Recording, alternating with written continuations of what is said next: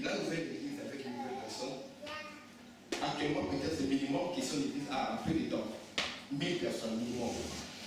Je vous ai quelque chose. Vous comprenez? Amen. Il a fait 10 ans avec 80, 100, 120 personnes, 10 ans. Mais là, actuellement, maintenant ça fait à peu près 4 ans, 6 ans que les choses sont passées à 1000 personnes. Vous comprenez la différence? Montréal bouge, il est des haïtiens. Des jeunes haïtiens chefs d'entreprise qui ont fait l'université, qui ont dans son église. Ils créent des entreprises et qui marchent. Ils prient pour eux. Donc, et le nom de Jésus est valorisé. Et lui-même, il est dans la paix. Amen. Est-ce qu'on va acclamer le Seigneur pour les pasteurs et nous dire ça?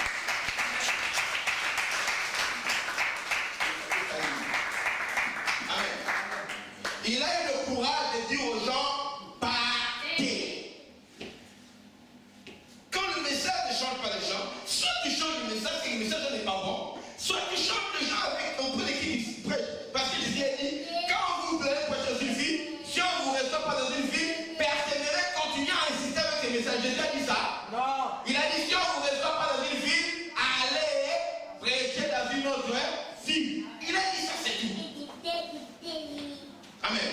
Paul est allé prêcher avec ses autres juifs. Il n'a pas voulu les recevoir. Il n'a pas continué là. Il est allé à côté de l'école nommée Tyrannus. Il s'est mis à enseigner là, chez Tyrannus. Il a enseigné quelque chose que pendant 2 ans, toute l'Asie était évangélisée. Alors que là où il devait aller prêcher avant, on n'a pas réussi. Il a quitté, il est laissé. Il est allé prêcher ailleurs. C'est les gens qui ont reçu le message. On fait s'affiner parce qu'on a peur d'être seul. Quand on est peu nombreux, on se dit que c'est un échec des fois les gens. Pourquoi? Parce que c'est la pensée du monde qui dirige l'église. Le succès c'est le nombre, pas dans la qualité des personnes. Amen. Ah, pas ici. Alléluia. Pas ici. Amen. Alléluia. Amen. Moi, ma femme, Samuel, Michael et Samuel, Julien, Michael, on va aller au ciel. Même si on est seul, on entrera au ciel seul. Tu veux venir nous suivre, c'est bon. Tu veux pas, c'est ton problème. Amen. Amen. Amen. On est déjà à 4, c'est chaque église. Alléluia. Amen. Alors, si tu ne veux pas évoluer avec Dieu, sur la parole de Dieu, je te promets, tu auras toujours un problème avec moi. Je te l'ai dit. Tu auras toujours un problème, c'est vrai. Et les gens qui me connaissent savent que je suis parmi les pasteurs le plus patient du monde. Moi, tu peux avoir un défaut, je te supporterai longtemps, mais je ne te donnerai aucun poste. Je ne vais jamais te promouvoir. Si j'étais promis, je vais t'enlever cela, je te laisserai au niveau où ta vie spirituelle dépend. Ce n'est pas parce que tu es avec moi longtemps que je te donnerai des charges. Ça ne se fait pas avec ton Seigneur. Demande-nous combien de jeunes sont avec moi pendant longtemps. Ça ne se fait pas. Appelez Sandra un jour demander. Ça ne se fait pas. C'est-à-dire que quand tu veux évoluer, par amour, je t'aimerai, mais par pour chose de ministère, tu auras toujours un problème avec moi. Parce que les plus pires des réprimandes, ça ne va plus sur toi. Comme Jésus-Christ a fait. Jésus a félicité même les gens, même les étrangers. Mais est-ce que vous avez déjà entendu un jour il a félicité les disciples? Non. Le jour il a félicité un d'entre eux, quelques minutes après, il a appelé Satan. C'était Pierre. Mais Jésus savait ce qu'il faisait. Les gens qui ont félicité, il est devenu un grand évangéliste? Non. Mais les gens à qui il a réprimandé, les 11 personnes sont des 6 hommes pour juger le monde. Amen. Hein? Alléluia. Jésus a réprimandé, ils ont bougé le monde. Ce que vous ne savez pas, c'est que le nom de ces disciples-là sera écrit dans la nouvelle Jérusalem céleste de l'homme des cieux. Leurs noms sont comme des fondations là-bas. Mais sur la terre, Jésus a été sévère avec eux. Amen. C'est ce que nous voulons. Que l'Église ne se comporte pas comme les gens du monde. Et l'une des choses que je vais insister avant de conclure mon message, qu'est-ce que nous voyons dans le monde? Et disons d'abord Jean chapitre 17, verset 25. Non, verset 7, je crois. Jean 17. Écoute ce qu'il dit.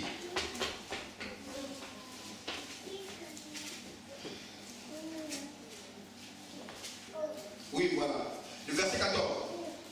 Je leur ai donné, Jean 17, 14, je leur ai donné ta parole, et le monde les a haïs, parce qu'ils ne sont pas du monde, comme moi je ne suis pas du monde. Amen. Je leur ai donné ta parole, et le monde les a haïs. Bien aimé. L'une des choses que nous voyons dans le monde, c'est quoi? C'est la haine. Dans l'église de Jésus-Christ, nous ne devons pas voir la haine. Nous ne devons pas voir la haine parmi nous. Parce que celui qui déteste son frère est comme un meurtrier. Aucun meurtrier dans la vie éternelle demeurera en lui. Le monde déteste ceux qui appartiennent à Jésus-Christ. Le monde déteste ceux qui représentent le royaume de Jésus-Christ. Et aujourd'hui dans l'église, nous trouvons les gens qui ont une haine telle que on arrive à un niveau où il y a des pasteurs qui empoisonnent d'autres pasteurs. Amen. Il y a des pasteurs qui accusent d'autres pasteurs dans les services secrets. Amen. Pour qu'on vienne. Il y a des pasteurs qui appellent la police, d'autres pasteurs qui ont une question en France ici, qu'on ferme les locaux des pasteurs. La haine, quand je parle de l'église, je ne parle pas de la maison de moi, je parle de l'église corps de Christ. Il y a un niveau de haine maintenant dans l'église corps de Christ qu'on se demande si réellement il y a encore des chrétiens. La haine, c'est dans le monde, ça se trouve. Les temps que tu es ton frère qui est à côté de toi, c'est que tu n'as pas la vie éternelle demeurant en toi. Si on t'a prêché le contraire, on t'a menti. Oh, j'ai l'assurance de mon salut, j'ai l'assurance d'être sauvé depuis que Jésus vit dans mon cœur. La vie éternelle, il m'a donné, qu'elle me séparera de l'amour de Jésus. Qu'il me séparera de la. Bien vu. La haine te sépare de l'amour de Jésus. Quand tu as la haine dans le cœur, tu n'as plus l'amour de Jésus en toi. Quand tu détestes ton frère, tu n'as plus l'amour de Jésus. Ne permets pas qu'un homme ou une femme mette une barrière entre toi et Dieu. Quand quelqu'un te fait du mal, je ne te pardonne pas forcément parce que j'ai envie de pardonner. Je te pardonne premièrement parce que je m'aime. Amen. Alléluia. Je m'aime moi-même, c'est pourquoi je te pardonne. Pourquoi? Parce que quand je garde la haine contre toi, je suis en train de me faire du mal à moi-même. Pour ne pas avoir du mal moi-même par rapport à mon Dieu, je te pardonne. Vis ta vie, mais au moins moi je suis bien, je te libère dans mon cœur pour que Dieu continue à me bénir. Amen. Les gens croient que quand tu il dit que oui c'est vrai, il souffre parce qu'il sait qu'on fait, il sait que je ne suis pas content. Mais libère la personne. Amen. Libère-la. Ça ne vaut pas la peine que tu puisses t'embrouiller avec la seule personne qui peut te sauver de la mort. La seule personne qui peut te faire entrer au ciel. La seule personne qui peut t'épargner du jugement dernier. Tu t'embrouilles avec lui à cause d'un homme de la chair, à cause d'un homme physique. À cause de quel est le mal que l'homme là t'a fait qui dépasse le mal que toi tu as déjà fait à Jésus? Amen.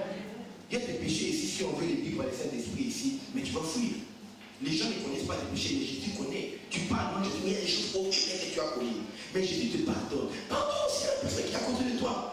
Si tu ne pardonnes pas, je vais dire que lui aussi ne pardonnera pas tes péchés. Et juste pour t'informer que la personne que tu détestes là, je t'informe que tous tes péchés depuis hier ou les jours passés ne sont pas pardonnés. Amen. Tout ce que tu as dit, pardonne-moi là, tu n'es pas pardonné, c'est moi qui te l'ai dit. Tu détestes quelqu'un, sache que tes péchés ne sont pas pardonnés. Il est écrit dans la prière de notre Père, n'est-ce pas? Pardonne-nous nos offenses, comme nous pardonnons aussi à ceux qui nous ont offensés. Quelqu'un a demandé à Jésus, si quelqu'un me fait du mal encore, combien de fois je peux le pardonner par jour? Jusqu'à 7 fois. 7 c'est le chiffre de la perfection chez le juif. C'est-à-dire que jusqu'à 7 fois, je lui ai dit non. Par jour, ne le pardonne pas 7 fois, mais 7 fois, 77 fois. Ça fait combien? Amen. C'est le nombre de fois que tu dois pardonner quelqu'un par jour. Il revient demain, tu le pardonnes encore. C'est ce qu'a dit Jésus. Si tu es capable de suivre ces commandements-là, tu es disciple. Alors vous comprenez qu'on dit que les seuls éléments de la parole de Christ tendons à ce qui est parfait. Amen. Comment on peut aller dans ce qui est parfait avec les gens qui commencent à le mettre de là, alors que les éléments de la parole de Christ ne sont même pas capables de faire cela? Les chrétiens ne sont même pas capables de pardonner. On veut nous reprocher la révélation de l'Apocalypse. D'avec quel esprit vont se laisser là?